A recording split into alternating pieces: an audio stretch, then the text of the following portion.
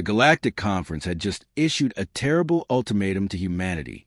The Star Council, an alliance of the most powerful and ancient species in the universe, had decided that Earth could no longer continue its primitive existence. The accusation was simple. Humanity had attracted too much attention, progressed too quickly, and worse yet, had begun to threaten galactic peace.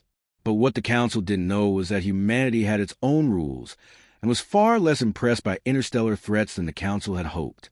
Jake, a simple yet charismatic pilot of a small cargo ship, barely paid attention to the political movements happening beyond his horizon.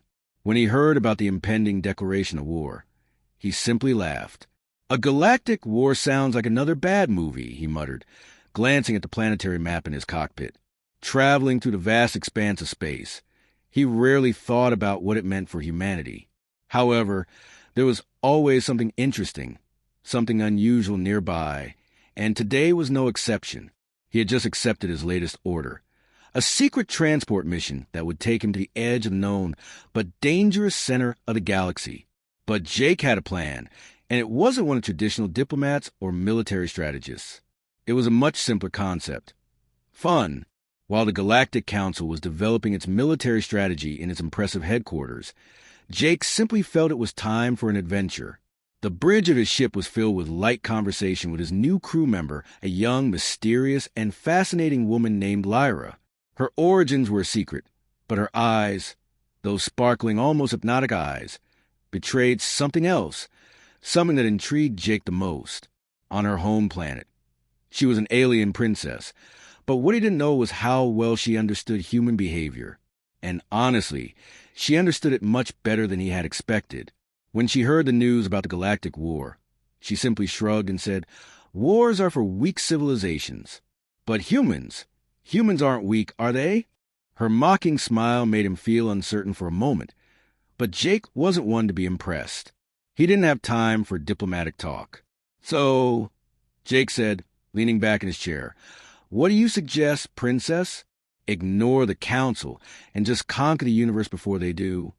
Lyra laughed, a dry, almost disdainful laugh. "Why not? You got the attitude." Jake's eyes sparkled as she looked at him. The journey continued, and an inexplicable tension grew between them. Lyra understood the political intrigues of the universe better than any human ever could. But Jake knew the real trick wasn't fighting the universe with conventional weapons, but using what they both excelled at: charm and a bit of audacity.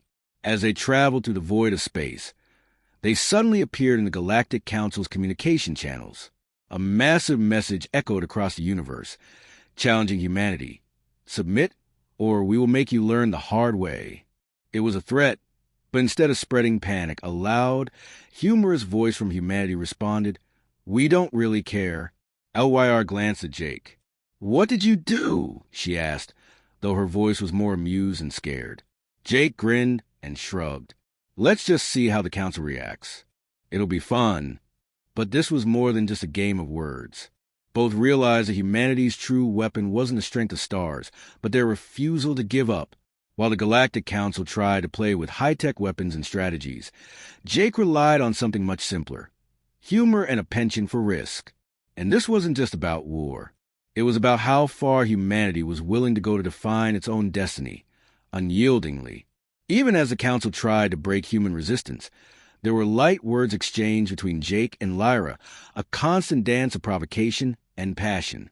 In the end, the universe was vast, and in this universe full of serious wars and galactic conflicts, humanity could afford the freedom to play by its own rules. Maybe not with traditional diplomacy, but in its own bold and very human way. Jake and Lyra sat side by side in the command center of the spaceship, gliding softly through the cosmos, far from the luxurious meetings of the Galactic Council and their unnecessary, complicated negotiations. As they prepared for the upcoming mission, they exchanged sharp remarks as if they could drive the galaxy mad with a single wink. LYR looked at the screen displaying the latest news from diplomatic channels, news about the supposed war and the superiority of galactic civilizations. Her expression was serious, but Jake could see a spark of humor in her eyes. "You know, Jake," she began with an almost innocent smile, "I wonder why they're so afraid of us humans. Is it really our physique, or is there something else that bothers them?" Jake smirked, realizing what she meant. "Ah, it's a physique," he replied boldly. "Humans just can't help but marvel at this charming mix of strength and flexibility. The universe has never seen anything so perfectly formed." Lyra chuckled softly. "Flexibility? Are you talking about your piloting skills? Because that's a completely different kind of flexibility." Jake couldn't help but grin. "I could name a few creative ways I could be flexible, but I'm afraid that might get us into trouble." Their eyes met, and for a moment, the space between them seemed to disappear. The invisible tension, fueled by their constant verbal duels and hints, was hard to define. Was it deep mutual respect or something more? Perhaps both. LIR was the embodiment of a hidden princess from another star system, with a beauty that was both cruel and calculating. Jake found her incredibly attractive, especially when she revealed her masked cunning. She was a mystery he wanted to unravel. "Let's get one thing straight, Jake," Lyra said suddenly, her voice almost challenging. "If you really want to challenge them, you'll need more than just a few witty remarks. You'll need a real plan, because the Council won't hesitate to crush us if we don't defend ourselves properly." Jake leaned back, taking a deep breath. He knew she was right, but the thought of doing things the proper way bored him. He had never been one to follow rules. Instead, he thrived on unpredictability. "You're right," he finally said, "but the plan is simple. We'll just pretend we have no idea what the Council really wants and play by humanity's rules. Humanity always wins by following its own rules, so why not do the same here?" LYR looked at him intently, her eyes sparkling. "You're an incredible idiot, but I'll admit your problem-solving skills are impressive." He grinned widely. "That's why you're with me." Lyra shook her head and rolled her eyes, but a smile played on her lips. She knew Jake was serious, but she had learned that he was the only constant hope in a galaxy ruled by unpredictability. Though sometimes she wondered if he really knew what he was doing. That only added to the thrill.